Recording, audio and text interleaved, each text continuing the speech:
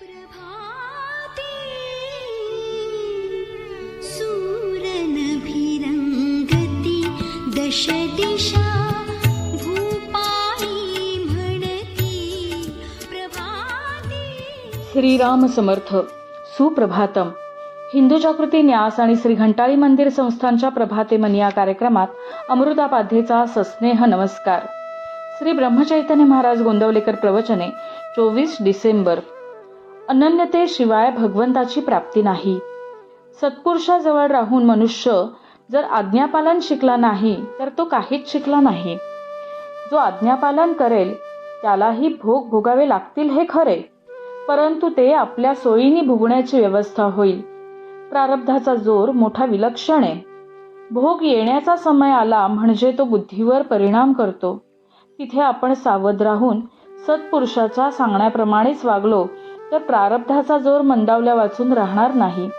प्रारब्धानी बुद्धीमध्ये काहीही विचार उत्पन्न झाले तरी त्याप्रमाणे वागणे अथवा न वागणे हे आपल्या हातामध्ये आहे, आणि म्हणून मनुष्य हा श्रेष्ठ आहे। बुद्धीला आवरण्याची युक्ती साधायला आज्ञापालन हे सर्वोत्कृष्ट साधन समजावे। विकार हे काही मुळात टाकाऊ नाहीत, ते भगवंतानीच दिले आहेत, म्हणून जीवनात त्यांना योग्य स्थान असेल तर चांगले। किंबहुना व्यवहारामध्ये विकारांची जरुरी आहे, मात्र विकारांना आपण सत्ता गाजवून वापरायला शिकले पाहिजे। विकारांनी आपल्यावर सत्ता गाजवता कामा नये। विकारांना आपण वापरावे, विकारांनी आपल्याला वापरू नये। पहिल्यांदा प्रपंचातली वस्तू हवी म्हणून भगवंतावर प्रेम करायला लागावे। चिकाटीने ते प्रेम वाढवावे, म्हणजे नंतर वस्तूंचे महत्त्व निघून जाते आणि भगवंत तेवढा शिल्लक उरतो। भगवंताला एकदा धरला की कोणत्याही परिस्थितीमध्ये त्याला सोडू नये। त्याचे नाम घेतल्याने ते साधते, म्हणून नाम घेत जा असे मी सतत सांगत असतो।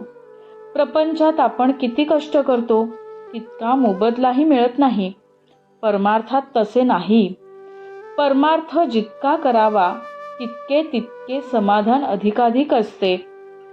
ज्ञानमार्ग असो किंवा भक्तिमार्ग असो, खरा मी कोण हे ओळखण्यासाठी सर्व साधने असतात।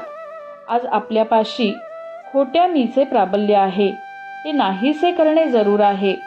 खोटा मी गेला की खऱ्या मीला कुठून आणायची जरुरी नाही, तो प्रत्येकाच्या अंतःकरणामध्ये स्वतः सिद्ध आहेच। म्हणून खोट्या मीला मारण्यासाठी भगवंताचे दास्यत्व करणे फार आवश्यक असते।